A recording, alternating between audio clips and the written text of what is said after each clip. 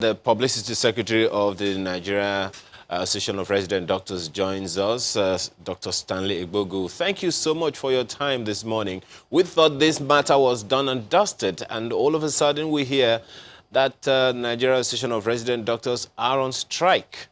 What's going on? Hello. Good morning, somebody. Hello, can you hear me? Good morning. Yes, I can hear you. All right. We thought that this matter, following the meeting you had with members of the National Assembly last week, that this issue had been resolved. But to hear that the strike was going on, it was a surprise. Does that mean that the intervention was not strong enough? Yes. To say the least, the government didn't respond as we planned in our ultimatum. Recall that on the 30th of May 2020, we issued a 14-day ultimatum to the federal government that elapsed on the 13th of June. Then, after that, the expiration of the ultimatum, the government could not respond to most of the demands the association made. And we had a meeting on the 14th of June and looked at the responses from the government, and we noted that most of our challenges have not been solved, vis-a-vis lack of provision of personal protective equipment to our members, and secondly, the lack of insurance cover for our members that are working in our different hospitals. Let me also state here that I want to debunk the statement made by the Minister of Labour and Employment, Dr. Chris Ngige, yesterday night, where he stated that the reason why resident doctors went on strike is because of the COVID inducement allowance. That is not true.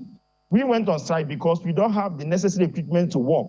The government at all levels, both the federal and the state government, has refused to give us the necessary equipment we need to work.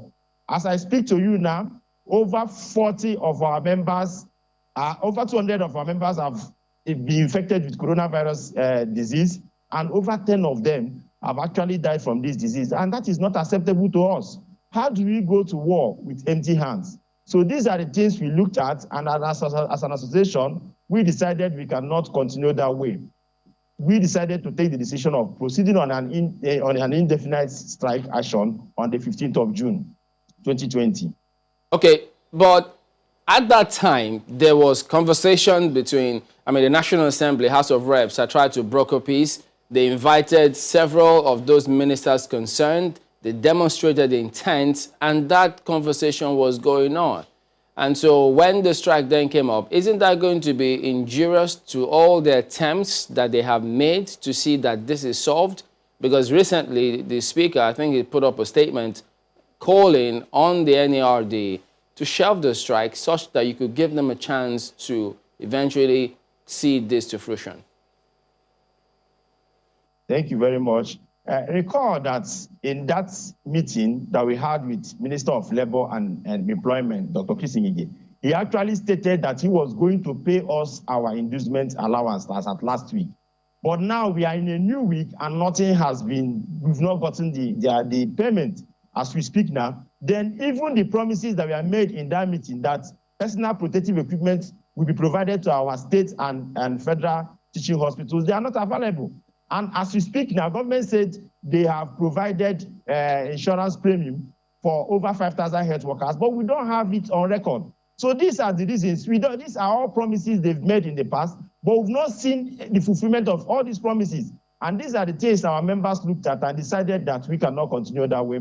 We want the government to come to the negotiation table so that we can discuss and get reliable outcome from this, our discussion. So that is what we are looking at. The speaker intervened, and we are happy with that. And even the chairman, Health Committee on Health, Dr. Honorable Sinunu, he was involved, and they've been useful. But then we are talking about implementation of all these promises that have been made to us. So our members think we are not protected, and we decided to cancel on the 15th of June, 2020.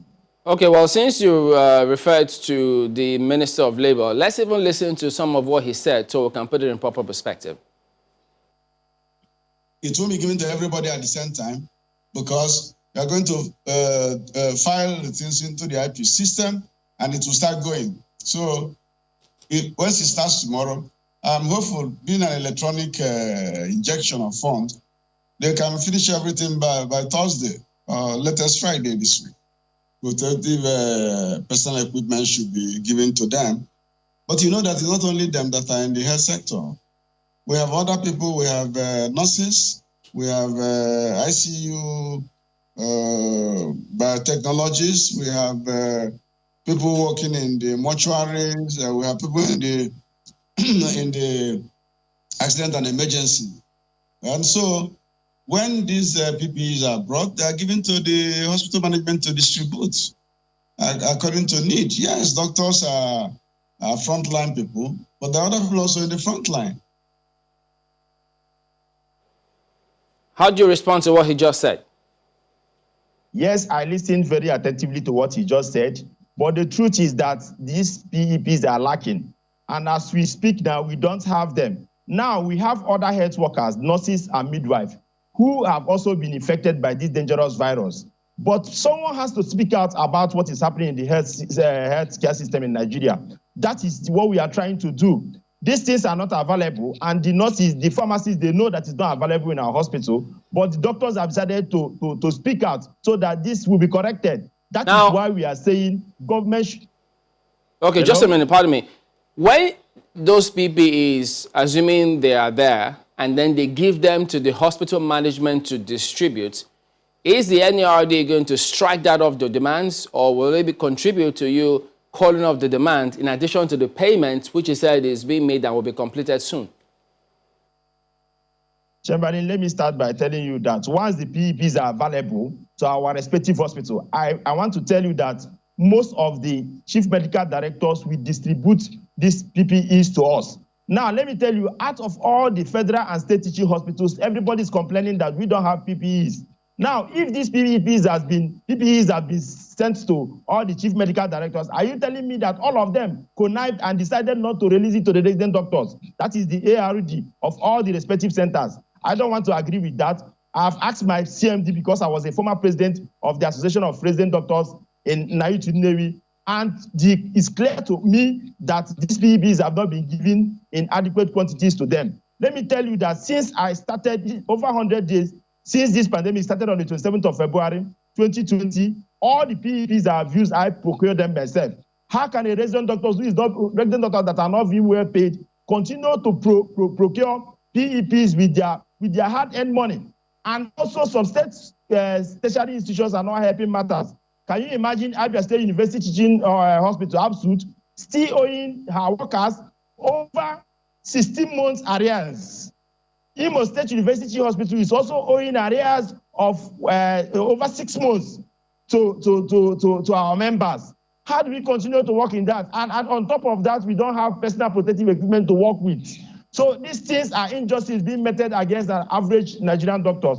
And we have decided to speak out so that this thing will be corrected once and for all, Chamberlain. You know, speaking of, I mean, the moves by the federal government, the minister also sounded confident that NARD would call off the strike. In fact, he said in the coming hours or days, because these, monies are being paid across board. Is that the case?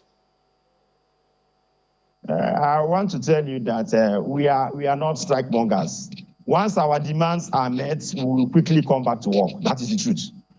Once our demands are met, so if government feels that our demands are minor and things they can sort easily, then let them go ahead and do it, and we'll be happy to go back to work.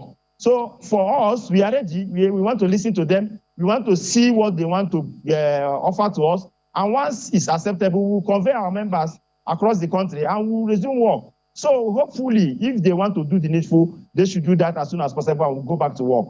But that decision to go back to work cannot be taken by one person, not even me, not even the president of Association of Resident Doctors, Dr. Ali Yusufumbo.